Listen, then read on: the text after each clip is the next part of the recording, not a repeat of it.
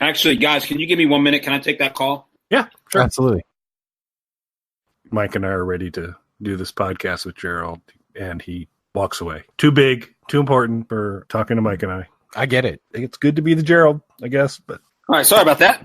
No problem.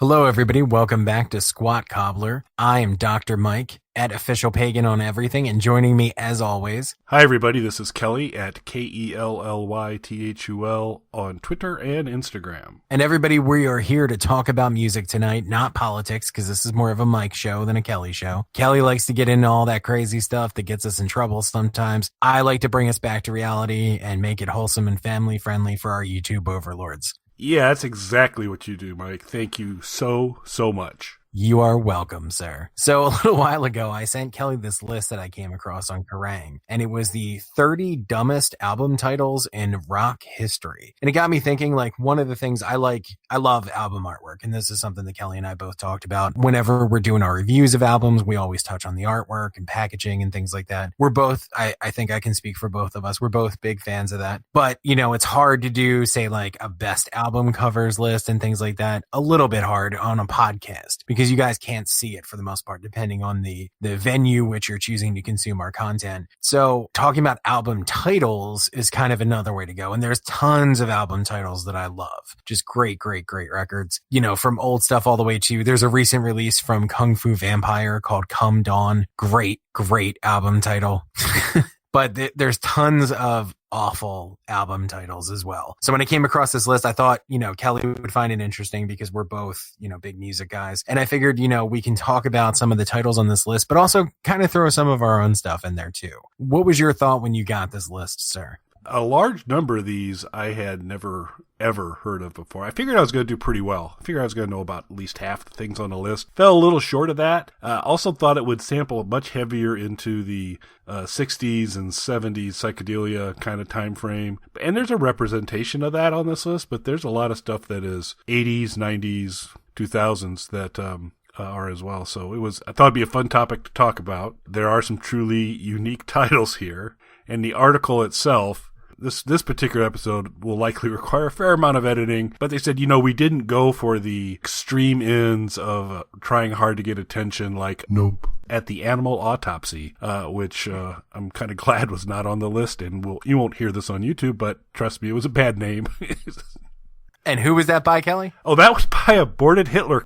I'm sorry. I forgot to mention the band. No problem. I just, you know, there was a lot of people listening to it and they were like, wait, who is that who is that by? Let me add that to my playlist right now. Please, everyone, Alexa, play Aborted Hitler.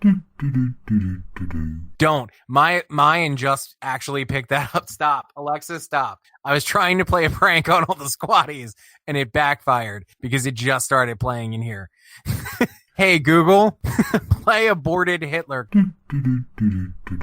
You're welcome, everyone. I don't have Google Home, which is a great band name. Sure it is. But I mean, here's the thing. For every gem like Blood, Guts, and Squirrel, you're going to run into some stuff that just doesn't have the poetry that does. I figured we'd go through a few of these and then kind of get your thoughts if you're familiar with them, and then, you know, just pepper in our own things. So to start off this list, we have, of course, Blink-182 with not their only entry on this list, with Enema of the State. Your thoughts are, I'm assuming you're familiar with Blink-182. I am. I also think this was a solid start. Good. You know, we're first song guys. We mentioned that before for albums. If you're coming up with a list of bad album names, this is strong. This is a really solid start. It is. And I mean, I think any bad something list and Blink-182 just go together. Peas and carrots. Absolutely.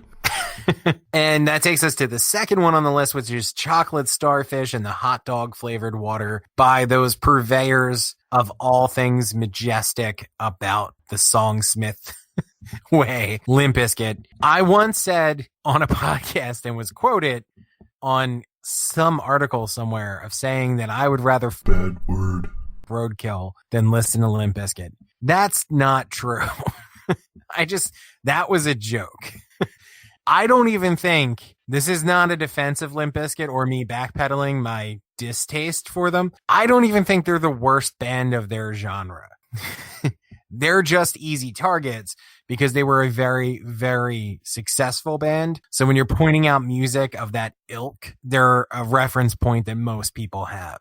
And I would say I actually don't think this is one of the worst album titles ever because one, it does just sound like a Limp Bizkit record. Like if I didn't know and Kelly just came up to me and was like, what band named a record Chocolate Starfish in the hot dog flavored water? Limp Bizkit. There's a short list of bands that could possibly be, and Limp Bizkit's on that list. I assume you're familiar with them, sir? I am. This is very fitting for them, but I'm still, all I really heard was you body shaming Roadkill, which is not cool. It's totally. I didn't. Yes, you did. So I'm sorry. Once again, most of it will be edited out, but it was bad. We were doing an interview and I don't remember how Limp Bizkit came up and Christian said something about them. And I was just like, I would rather Bad word. Roadkill than listen to Limp Bizkit. Will Dead, who is playing bass for us, goes, I don't share that viewpoint that he does. As I'm assuming most people do not. And again, that was exaggerated for comedic effect. I don't mean that. And I genuinely, while I'm not a fan of their work, I genuinely don't even think they're the worst band of their genre. So I half apologize to Limp Bizkit the way I apologize to Britney Spears. Squirrel. Yeah, there might be editing in this episode. Yeah, I think so. To be fair, you started it. Yeah, okay. I wasn't going to mention off a link you gave me. So Kelly, don't finger point. It's not cool. So some of the other titles that are on this list, of course, The Spaghetti Incident by Guns N' Roses. Yep. It's a band we are personally carrying, taken under the Squat Cobbler wing. Absolutely. A band that I'm not going to say I helped launch, but definitely gave a platform to. I don't mind this album title. I know a lot of people don't like it. This isn't my favorite Guns N' Roses release. For anyone who doesn't know, it's an album of covers, mostly punk songs, which sounds great in theory, but they're actually largely leftovers from the previous album's recording sessions. They were mostly tracks that they were already working on and they just kind of went in and finished up. So they don't really have the same quality as their typical completed studio Guns N' Roses records, both of them. Or all three of them. You don't get the quality that you'd expect from a Guns N' Roses record. So it's a little bit, throws you off a little bit if you're familiar with their not very long catalog.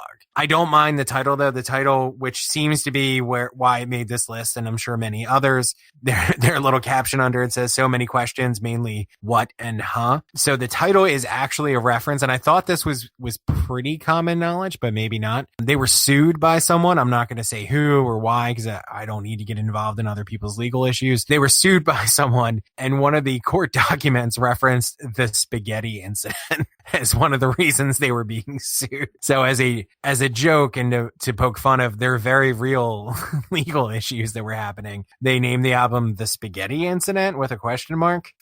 I didn't have the backstory, makes it even better. So it's a good one. Yeah, so I think having the backstory really helps. Yeah, which I don't have for any of these. So why don't you name a couple that stood out to you, sir? So Everyone Loves Sausages by the Melvins. Pretty solid. I don't think that belongs on a list of bad album covers. However, Deloused in the Comatorium by Mars Volta. Super solid. Like that. Very bad. I'm not familiar with the Comatorium. I don't have direct familiarity with delousing. Do you have any backstory on that, Mike? No, none. Zero. Yeah. And, of course, My Brother the Cow by Mudhoney. Another super nice one. Are you a Mudhoney guy at all? I am not. I can't say that I am. And I'm assuming you weren't talking in code, but no, I'm not. I'm not super familiar with their music. I only know a couple of their songs. They were like one of the bands that really kicked off grunge and then were just eclipsed by Nirvana and Pearl Jam and the bands that came after them. which is a shame because I would say, and again, I'm not pointing in any particular band here. I'm going to say that Mudhoney was better than some of the bands that went a lot further into the mainstream than them. I got a chance to see them open for Iggy Pop many years ago, and they played like all 3 songs of theirs that I know, so I was satisfied. Dude, why did you have to mention his name? I know, now it's just going to keep it going. My phone's going to blow up. And Iggy's like, Mike mentioned me. Why can't I be on the show? And Iggy, we'll get to you when we're ready. It's just, just chill, dude. Really. Have a little pride, okay? It's my fault. I shouldn't have opened that Pandora's box. I know better. There it is. There's the first text. There we go. He's going already. It was only a matter of time. Yep. So I'm going to step out of the list at this point in time. Before I do, though, I'll offer up one of mine because recently on a Squat Cobbler we discussed Pete Townsend and a very unfortunate interview he did, and then some attempted backpedaling that was fairly lame afterwards. And he continues to keep cranking out the stuff that makes me go, "Why did I like this guy?" I should have picked up on it a little bit earlier because one of his solo albums was called "All the Best Cowboys Have Chinese Eyes," which was talking about Clint Eastwood squinting in movies was his motivation for that title. Racism. Pretty horrific. So yeah. Pete's been at it longer than I realized in terms of, wow, that's super unfortunate. And it's crazy because you would think that would be a bigger record given his prominence in the band and being the only person that matters in that band. Right. I don't get it. Clearly he wasn't involved in album titling. Right. Well, there's one on this list that I feel like we have to talk about. I figured there was. And that, of course, is Nope. V is for Vagina. And that's good enough for me. I assume you're a huge Nope fan. I can't say there's really no good way to say any of this. This particular band's work I am not familiar with. Wow. I absolutely love Nope. So let me throw that out there. Good Huge fan. Okay, good. You got to get used to hearing their name because if we do, you had mentioned a friend of yours maybe doing some Tool records. Nope. Is the solo project of Tool's vocalist Maynard James Keenan. Oh, great. We'll hear it more. I'll be able to edit it out more.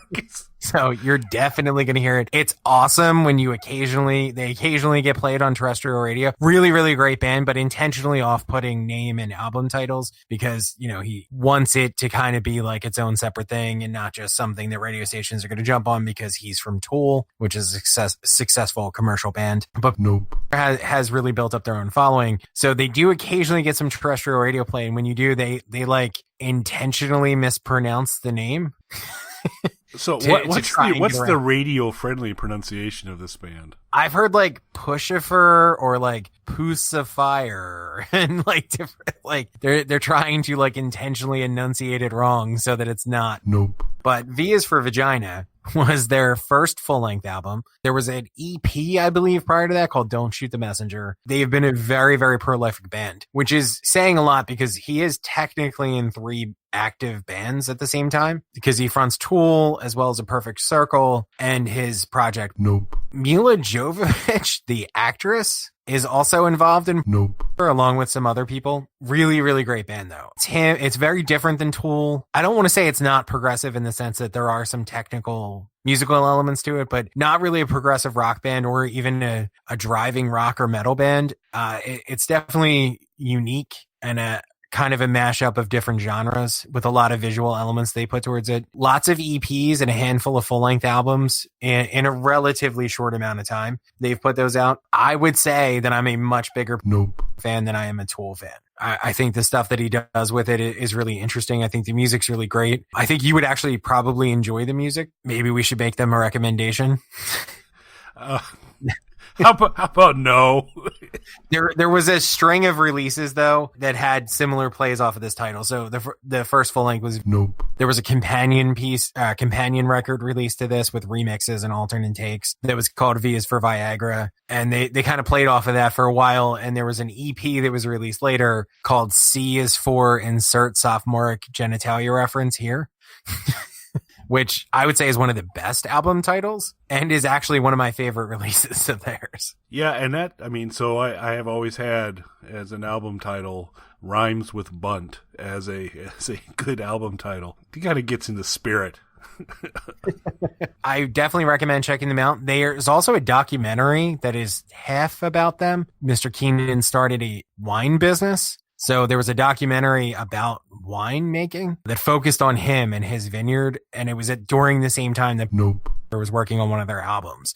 So it's like partially about the making of their album while he's building this wine business. It's a really good documentary. So I would recommend that. Sneak in a little recommendation there. Fair enough. Moving right along from Beer to Eternity by Ministry. I hate this album title. You do? Really? I like Makes this me mad. I like it because I don't have to edit it. Itself, I mind it as a Ministry album title. Yeah, I just don't have to edit it. I like it a lot. From Beer to Eternity. From Beer to Eternity. I just want to say it a few more times. No, the title itself is great if it was on some other record. It would be like if The Clash put out a record called Enema of the State. Fair enough. Ministry is a very serious, and I don't mean this in an insulting way, but very self-important band, very political, takes a very like punk rock anarchist attitude towards things. This is a title that seemingly goes against literally every facet of this band and not done in like an ironic way. Like it was meant to be funny and to be sort of, it doesn't fit the band whatsoever. I mean, I'm a big Ministry fan. This isn't me knocking them. I have nothing against them. Any incarnation of the band, because they kind of pretend that some of the band didn't happen. Ministry started off as a pop group in the 80s, like full on synth pop group that broke up, and the singer took the name and started an industrial metal band also called Ministry.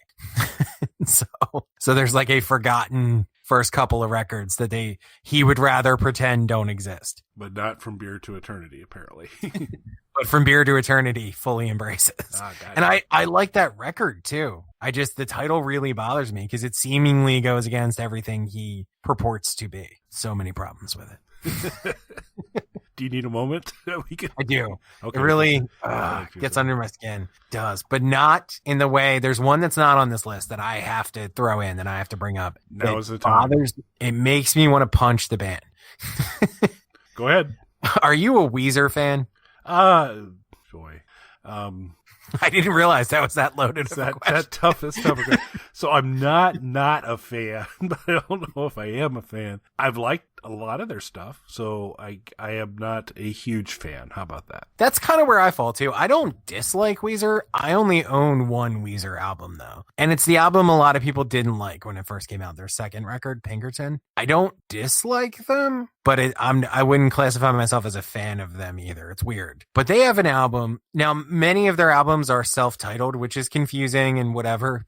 But they have an album called Raditude. It makes me mad. I don't even know what songs are on the album, to be honest. The title just makes me mad when I hear it. Because again, another band that kind of takes themselves seriously sometimes. And I don't know if it's supposed to be funny, if it's supposed to be ironic. I don't like it though. I am unaffected by the name. It really bothers me. Back on our list here, we've got Give a Monkey a Brain and He'll Swear He's the Center of the Universe by Fishbone. A little esoteric, but nice. I wouldn't know it's necessarily a bad name. It's certainly an interesting one. Yeah, I don't really have a problem with that. I don't think it's Fishbone's best album title, but it doesn't make me angry the way that Raditude does. So there's one on this list that makes me angry. But before I go to that, I got to go one that makes me super happy, which is George Clinton's Hey, Pull My Finger, Man. So that's all right. I was going to say, is it Locust Abortion Technician? No, it is. It's the much Which, by more... the way, I love that record. Yeah, and I misspoke. I was so excited to bring it in. It's called actually, Hey Man, Smell My Finger. My apologies to Mr. Clinton to have butchered his artistry there. Now Parliament Funkadelic hates us. Yeah, why don't you give them a call, Iggy? So it wasn't Locust Abortion Technician. No. The one that is punchable for me is Monkeys for Nothing and The Chimps for Free by Real Big Fish. And, of course, Real, R-E-E-L. You know what makes me mad, too? What would that be, Mike? I don't like that album title, but I also have, it's not them personally, but something about Real Big Fish bothers me. And they have a couple of songs that I like. I'm not a ska fan, but as far as that type of pop ska, I guess you would call it, goes, they're one of the more listenable bands to me of that genre. But there's just something about I don't know what it is. Maybe it's because I think they can do better. The couple of good songs that I heard, I was like, oh, this could be a cool band. And then I listened to more and I'm like, I was wrong. Maybe that's what it is. I don't know. But yeah, that is an annoying title too. Any other treasures you've been speaking of it. Would you'd like to formally introduce it into the podcast, Mike, the Butthole Surfers album title? Oh, is that Locust Abortion Technician? Indeed it is. With the album cover featuring two very happy, quasi not creepy clowns, still pretty creepy because they're clowns, and a dog in a clown hat. So I'm a gigantic Butthole Surfers fan. You? Not gigantic, but a fan, yes. I'm a huge fan of theirs. Albums, or at least a playlist, will be in the Prisoner Exchange from them at some point. If I were to do an album, it would be this album. If we were going to do a Prisoner Exchange album of them, this is the album it would be. Well, we will just have to wait and see. Yeah. I'm a big fan, though. So nothing but positive things to say about them. And I don't mind that album title. I think it is the artwork combined with the album title is indicative of what happens when you put that album on. Fair enough. It's just it is a weird mashup of sounds that makes you feel odd listening to it, but in a good way. Like it's somebody trying something different. But won't make you feel good in an odd way? That would be Live Fast Diarrhea by the Vandals. See, I would have pegged you as a Vandals guy. So this isn't an indictment on the band, but I got to tell you, Live Fast Diarrhea is not the imagery I need for an album. So not a Vandals guy? I'm okay with Vandals. I'm not okay with Fast Diarrhea. So sorry That's to stake fair. that claim out, but partially because I'm not. Well, never mind. I see. The only place I was going to go with this record is they share a drummer with Devo, which makes them kind of awesome. But other than that, yeah, Diarrhea and record titles not really for me. We have a slightly better album title from Blink-182 on here. Just slightly, with Take Off Your Pants and Jacket. Yeah, I would say slightly better. Slightly better. Now, see, for anybody who's confused, because I started this by saying I think Kung Fu Vampires Come Dawn is one of the greatest album titles of all time. It's because it's not just the sophomoric humor of the pun in the title. It's how it also fits into the whole vampire thing. So it plays into both elements of it, like this serious sort of dark overtones, but then, depending on your perspective of it, it's silly and a joke, or it plays into sort of the gothic dark element of it. It's smarter than Blink-182. The thinking man's Blink-182. Yeah, that's what it is. It's the thinking man's joke pun. There you go. Super. And our good friends Typo Negative make the list as well. They do. Origin of the Feces, which I'm okay with. Okay. I need to throw that out there. This doesn't bother me.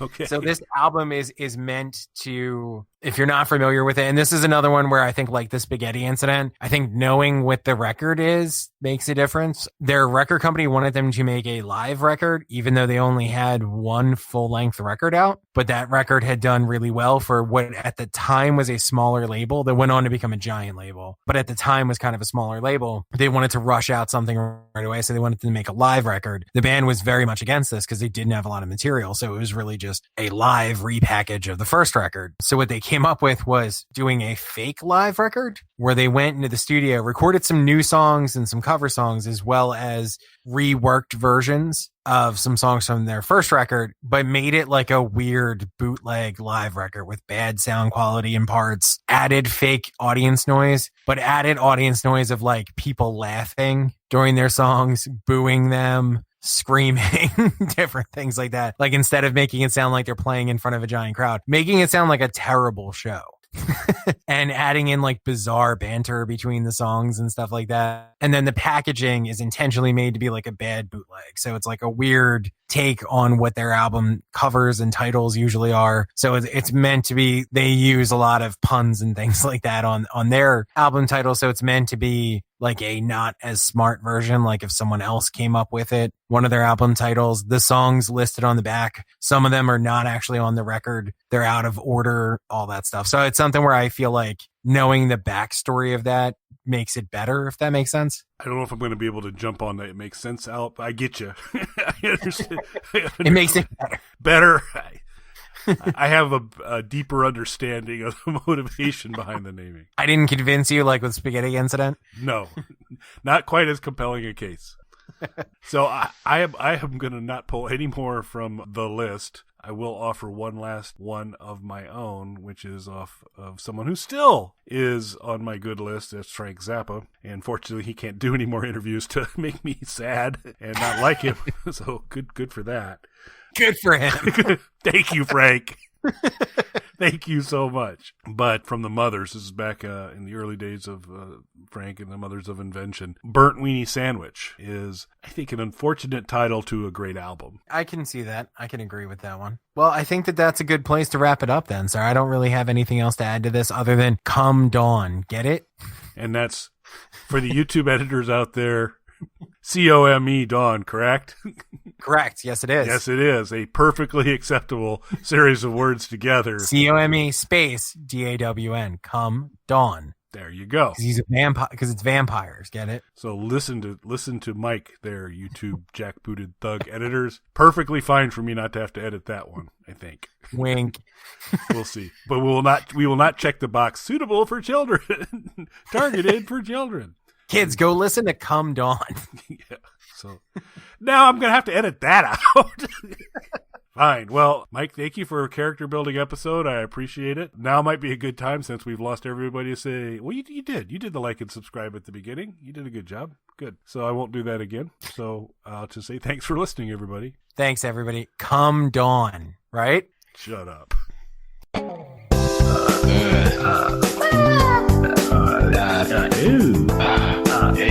So it's